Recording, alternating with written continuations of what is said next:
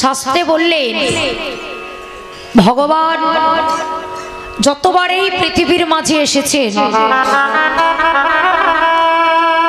তিনি তিনটি কারণে এসেছেন, আর আপনারা আমরা একটাই কারণে এসেছি, হরিনাম গাওয়া কিংবা শোনা। কিন্তু ভগবান আসলেন তিনটে কারণ। কারণ তিনটে কি? প্রথম কারণ তিনি বললেন পরিত্রাণায় সাধুনাং, অতএব সাধুগণকে রক্ষা করিবার জন্য তিনি আসেন। দ্বিতীয় কারণ দুষ্টকে দমন করবার জন্য। তিন নম্বর কারণ ধর্মকে স্থাপন করবার জন্য। ভগবান এই যুগে যুগে ধরার বুকে ততবার তিনি আসেন, যতবার এসেছে দুষ্টকে দমন করতে, ধর্মকে স্থাপন করতে, সাধুগণকে রক্ষা করতে। সত্য যুগে যখন তিনি এসেছিলেন আপনারা জানেন শঙ্খ চক্র গদা পদ্মরূপে নারায়ণ রূপে, আর সেই নারায়ণ অবতারে মূর নামক একজন অসুরকে তিনি নিধন করেছিলেন। শুধু তাই নয়, হিরণ্যকশিপুকেও তিনি বধ করেছিলেন। আবার রাম অবতারে তিনি রাবণ কুম্ভকর্ণকে বধ করেছিলেন। আবার দাপর যুগে কৃষ্ণ অবতারে তিনি কাকে বধ করেছিলেন? ভগবান কৃষ্ণের যখন 6 দিন বয়স, বলুন তো মায়েরা কাকে বধ করেছিল? ওই যে মা চোখ বন্ধ করে আছে ওনাকে ডেকে দিন, উনি ভালো বলতে পারবেন। কেন পারবেন না? এই তো চোখ বন্ধ করেছিলেন। তাহলে ভগবান কৃষ্ণের যখন 6 দিন বয়স, আর সেই 6 দিন বয়সে আমার ভগবান বধ করেছিলেন কাকে? পুতনা রাক্ষসীকে। শুধু তাই নয়, আরো কাকে বধ করলেন? অগাসুর, বগাসুর, শিশুপাল এবং কংস, এদেরকে তিনি নিধন করেছিলেন সেই ভগবান। তাহলে যতবার তিনি আসেন দুষ্টকে দমন করতে, ধর্মকে রক্ষা করতে, সাধুগণকে রক্ষা করতে বারে বারে তিনি অবতীর্ণ হন। নিতাই গৌরী প্রেমানন্দে হরি বল হরি বল। তাই তিনি আজও এসেছেন পতিত পাবন অবতার শ্রীকৃষ্ণ চৈতন্য মহাপ্রভু, যিনি কলিযুগের ভগবান।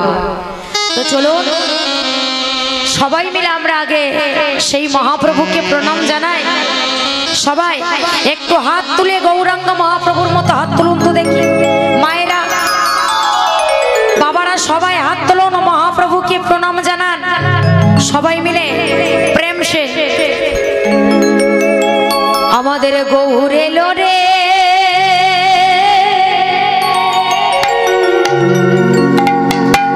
এই সোনারে নদিয়া,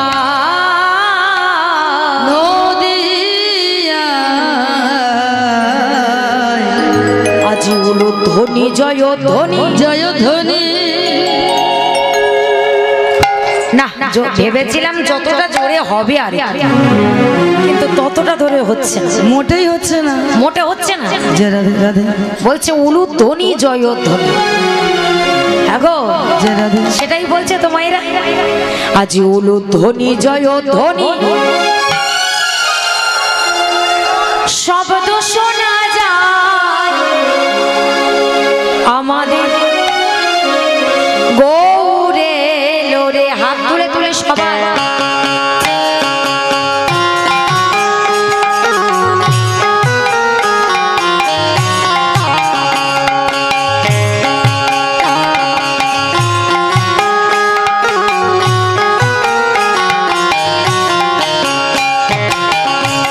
হাত তুলে তুলে, মায়েরা হাত তুলে তুলে, আমার গৌরে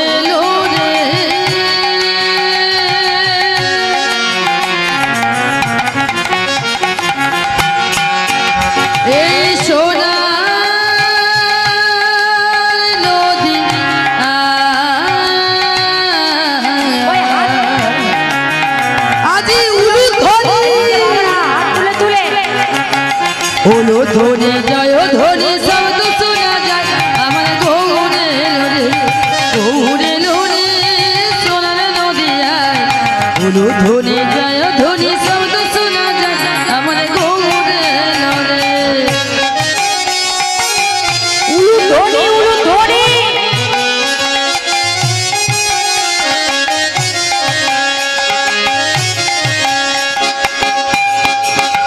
ওই গৌরে লরে আমাদের নিতাই এলো রে। ওই গৌরে লরে আমাদের নিতাই এলো রে। আস্তে গৌরের সঙ্গে কে এসেছিল মায়েরা? নিতাই, তাই তো? তাহলে গাইতে পারবেন? আজকে গান শিখিয়ে দিয়ে যাব, কেমন গাইবেন তো? আপনাদেরও তো ইচ্ছে হয় যে একটু মাঝে মাঝে নাম করি নাকি? ঠিক আছে, সবাই গাইবেন তো? উচ্চ স্বরে বলবেন। আমি যখন বলবো গৌর এলো রে, আপনারা বলবেন নিতাই এলো রে। আওয়াজটা যেন জোরে হয়, ঠিক আছে? প্রেম সে বাবাদেরও বলছি, সবাই বলবেন গৌর এলো রে আমাদের, গৌর এলো রে আমাদের, উলু ধ্বনি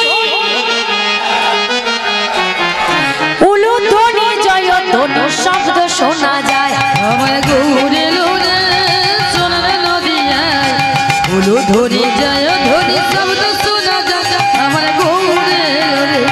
গৌরে লরে যারা মন্দিরে বসে আছো, নদিয়ায় যারা উলু মন্দিরে আছেন ধ্বনি একটু জয় বলবেন। ধ্বনি শব্দ শোনা যায় আমার গৌরে লরে।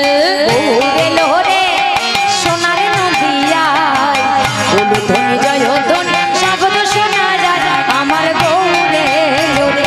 গৌরে লরে সোনার নদিয়ায় উলু ধ্বনি জয় ধ্বনি শব্দ শোনা যায় আমার গৌরে লরে।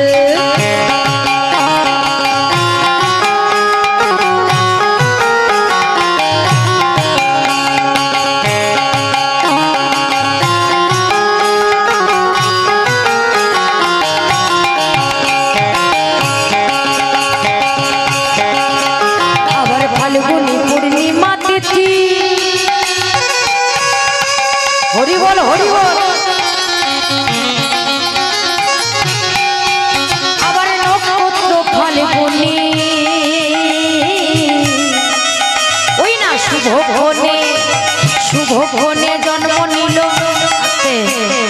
ভক্তিমতী মায়েরা বলুন তো দেখি, গৌর হরি জন্মতিথি কবে আপনারা জানেন? কবে জন্ম হয়েছিল?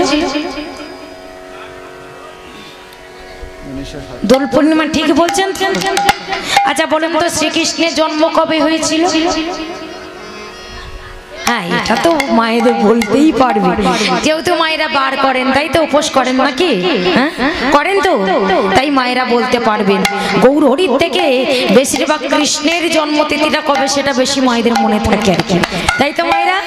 তাই হাত তুলে তুলে সবাই প্রেম সে ওই ফাল্গুনি পূর্ণিমা তিথি, নক্ষত্র ফাল্গুনি,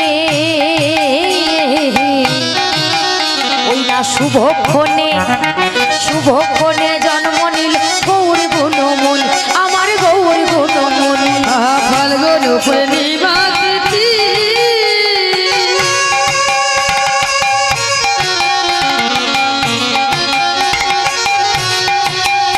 আমার নক্ষত্র ফাল্গুনি,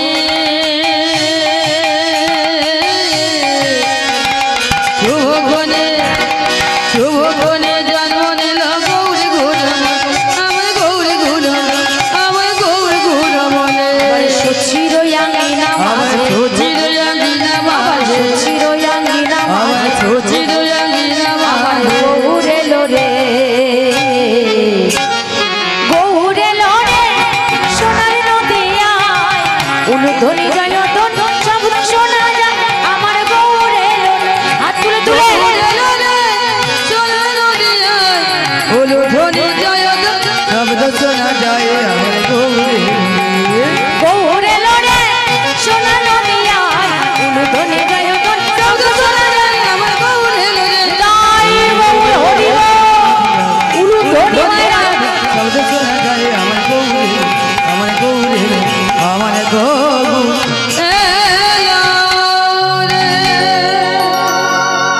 জয় রাধে, হরে কৃষ্ণ হরি বল। ভক্তিমতী মায়েরা মনে রাখবেন যে আসনগুলি আপনারা গ্রহণ করে আছেন সেটা কিন্তু কোনো সাধারণ আসন নয় মা, বহু মূল্যবান আসন। শুধু তাই নয়, কৃপা করে আমাকে যে জায়গাটিতে দাঁড় করিয়েছেন এটাও বহু মূল্যবান আসন। কতক্ষণ জানেন? যতক্ষণ এই হরিনাম যজ্ঞের আয়োজন চলছে ততক্ষণ। কারণ ওই জায়গাটার মূল্য অনেকই বেশি, যে জায়গাটা কোটি কোটি লক্ষ লক্ষ টাকা দিলেও কেনা যায় না, যাবেও না। কারণ ওই জায়গাতে সর্বপ্রথম কে বসেছিলেন জানেন? সর্বপ্রথম যিনি বসেছিলেন তিনি হলেন মহাভারতে অর্জুনের নাতি, যার নাম হলো রাজা পরীক্ষিত মহারাজ মহাশয়। রাজা পরীক্ষিত সর্বপ্রথম ওই জায়গায় বসেছিলেন। আর শুধু বসেননি, তিনি বসে ভাগবতীয় কথা, কৃষ্ণ কথা, হরি কথা, গীতার কথা তিনি আস্বাদন করেছিলেন। কার কাছ থেকে? না, যার নাম হলো শ্রীল প্রভুপাদ শুকদেব পাদ গোস্বামী মহাশয়। সেই শুকদেব পাদ গোস্বামী মহাশয়ের কাছ থেকে তিনি ভাগবতীয় কথা আস্বাদন করেছিলেন। তবে কোন দিন? যেদিন পরীক্ষিত মহারাজ জানতে পেরেছিলেন যে 7 দিনের মধ্যে তার তক্ষক দংশনে মৃত্যু হবে।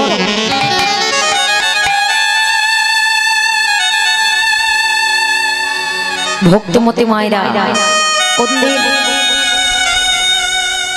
যেদিন রাজা পরীক্ষিত তার রাজ্য পরিক্রমা করতে চলে যান, হঠাৎ যেতে যেতে রাজা ভীষণ পিপাসা লাগলো। পিপাসায় কাতর, সহ্য করতে পারছে না, কাউকে দেখতেও পাচ্ছে না, চিৎকার করে করে বলছে, ওগো আমাকে একটু জল দাও না, আমাকে আমাকে একটু জল দাও না, আমি একটু জল খেতে চাই, আমার যে কোন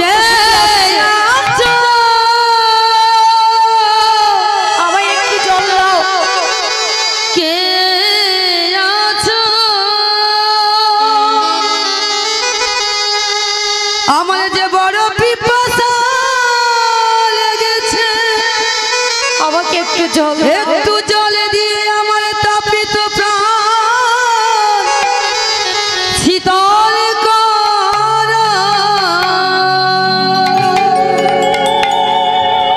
ভক্তিমতী মায়েরা চতুর্দিকে লক্ষ্য করে করে দেখছেন গো মা, কাউকে দেখতে পাচ্ছে না। হঠাৎ জঙ্গলের ভিতরে গিয়ে দেখতে পেলেন এক মুনিবর ধ্যান করছে। আর সেই মুনিবরের কাছে গিয়ে বললে, মুনিবর আমাকে একটু জল দিন, আমার যে ভীষণ পিপাসা পেয়েছে। আর মুনিবর ধ্যান করছে, সেই কথা যখন কানে গেল না মা, ক্রোধান্বিত হয়ে একটা মরা সর্প মুনির গলায় ঝুলিয়ে দিয়েছিলেন। তখন যে মুনিটার নাম হলো শ্রমিক ঋষি। আর সেই শ্রমিক ঋষি হঠাৎ ধ্যান করছে। এই রকম করে যখন পরীক্ষিত মহারাজ চলে গেলেন, ঠিক তখনই হঠাৎ তার ছেলে দেখতে পেল, সিংহী দেখতে পেল তার বাবার গলায় একটা মরা সর্প। সিংহী ছুটতে ছুটতে এসে সাপের মুখটা টিপে ছুঁড়ে ফেলে দিলেন। ছড়ে ফেলে দিলেন, দিয়ে গঙ্গার জলে বাবা ভালো করে হাতটা ধুচ্ছে। আর মনে মনে চিন্তা করছে, আচ্ছা সাপটা তো মরা, তাহলে সাপটা যদি মরা হলো আমার বাবার গলায় উঠলো কিভাবে? নিশ্চয়ই আমার বাবাকে কেউ অপমান করার জন্য এমন এই মরা সর্পটা আমার বাবার গলায় ঝুলিয়ে দিয়েছে। তাহলে কে করলো? কার এত বড় সাহস, কার এত বড় স্পর্ধা যে আমার বাবার গলায় এরকম অপমান করার জন্য মরা সর্প ঝুলিয়ে দিলেন? সে যেই হোক না কেন, সে রাজা হোক, সে ধনী হোক, সে ভিখারি হোক, সে যেই হোক না কেন, আমি তাকে অভিশাপ দিলাম যে এই কাজটা মা করেছে, আমার বাবার গলায় মরা সর্প ঝুলিয়ে দিয়েছে, তাকে 7 দিনের মধ্যে তক্ষক দংশনে মৃত্যু হবে। ভক্তিমতী মায়েরা, অভিশাপ যখনই দিলেন অমনি মনির ধ্যান ভঙ্গ হয়ে গেল। আর যেই মনির ধ্যান ভঙ্গ হয়ে গেছে, মুনি চিৎকার করতে করতে আসছে আর বলছে, সিংহী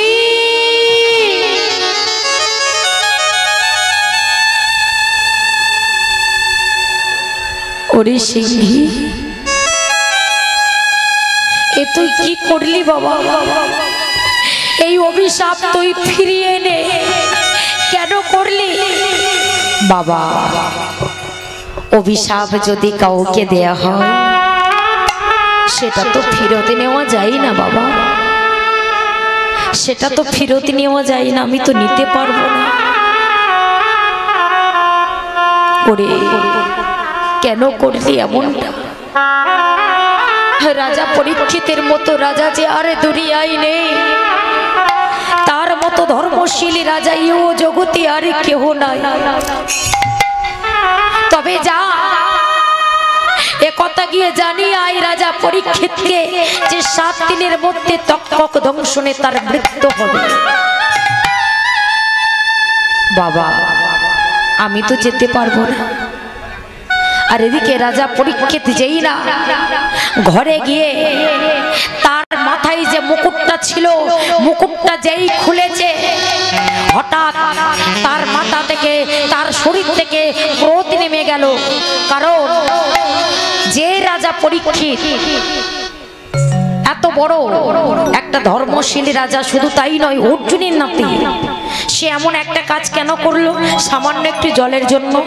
কারণ সেদিন যে যায় আর যাবার সময় হঠাৎ দেখতে পেলে একটা সিন্ধুক বেরোবার পথে, আর সিন্ধুকটা যেই খুলেছে অমনি দেখতে পেলেন সিন্ধুকের ভিতরে একটা মুকুট, আর সেই মুকুটটা যেই পড়েছে অমনি তার হৃদয়ে ক্রোধ জন্মালো, কলি বিরাজ করলো। কেন না ওই মুকুটটা ছিল কার? ওই মুকুটটা ছিল জরাসন্ধের মুকুট। যেদিন তিনি মারা যায় সেই অসুর কি করেছিল? মুকুটটা কৃষ্ণকে দান করেছিল, আর কৃষ্ণ নিয়ে ভীমকে দান করেছিল, আর ভীম নিয়ে একটা সিন্ধুকের মধ্যে রেখে দিয়েছিল। কারণ পাপ সোনার মধ্যে কলি বিরাজ করে। তাই যেদিন ওই পাপী রাজার মুকুটটা পড়েছিলেন সেই দিন কলি ভর করেছিল, আর সামান্য একটু জলের জন্য ক্রোধান্বিত হয়ে ঠিক তখনই ওই মরা সর্পটা মুনির গলায় ঝুলিয়ে দিয়েছিল। আর ঝুলিয়ে দেওয়ার পর যখন তিনি বাড়ি আসলেন, মুকুটটা মাথা থেকে নামিয়ে ফেললেন, অমনি শরীর থেকে ক্রোধ নেমে গেল। হঠাৎ তিনি চিন্তা করতে লাগলেন, এ কি আমি করলাম? আমি একজন রাজা, আর সামান্য একটু জলের জন্য আমি এত বড় পাপ কাজ করে ফেললাম। আর এই না ভাবতেই না ভাবতে পিছন থেকে একজন বলে উঠলেন, মহারাজ। আর যেই পিছন ঘুরে তাকিয়েছেন অমনি দেখতে পেলেন যে একটা বাচ্চা ছেলে এসে মহারাজ বলে চিৎকার করছে। কি নাম তো? আজ্ঞে মহারাজ, আমার নাম হলো গৌরমো। কি ব্যাপার বল, কিছু বলবি? বলে হ্যাঁ মহারাজ, সকালবেলা আপনি যার গলায় মরা সর্পটা ঝুলিয়ে দিয়েছিলে। হ্যাঁ দিয়েছিলাম। সে আমাকে কিছু বলেছে মুনিবর?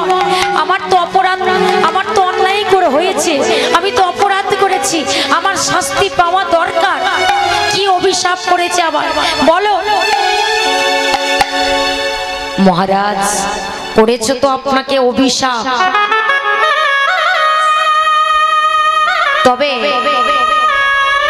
আমার গুরুজি আপনাকে অভিশাপ করেনি। যার গলায় আপনি সর্প ঝুলিয়ে দিয়ে এসেছিলেন তিনি আপনাকে অভিশাপ করেননি, আমার গুরুপুত্র সিংহী আপনাকে অভিশাপ করেছে। কি অভিশাপ করেছে? না অভিশাপ করেছেন 7 দিনের মধ্যে তক্ষক দংশনে তোমার মৃত্যু হবে, মৃত্যু হবে, মৃত্যু হবে। হয়ে গেল ভক্তিমতী মায়েরা। তাই দেখুন এই অভিশাপ পাওয়ার সঙ্গে সঙ্গে যে অবস্থায় ছিল সেই অবস্থায় চলেছে। কোথায় বেরিয়ে পড়লেন, যাকে দেখতে পাই তাকে জিজ্ঞেস করে, কেউ কিছু বলতে পারে না। আবার কেউ বলছে তুমি যজ্ঞ করো, কেউ বলছে তুমি ধ্যান করো। কিন্তু হঠাৎ এমন একজনের সঙ্গে দেখা হলো যার নাম হলো নারদ ঋষি। আর সেই নারদ ঋষি বললে তুমি চলে যাও শুকদেব গোস্বামীর কাছে। আর শুকদেব গোস্বামীর কাছে গিয়ে সেই আসনে বসেছিলেন, আপনারা যে আসনে এখনো বসে আছেন ওই আসনে প্রবেশন করেছিলেন। আর এই আসনে দাঁড়িয়ে ছিলেন যিনি হলেন শুকদেব গোস্বামী। তার বদন থেকে ভগবতীয় কথা, কৃষ্ণ কথা, হরি কথা, গৌর কথা তিনি আস্বাদন করেছিলেন। নিতাই গৌর প্রেমানন্দে হরি বল।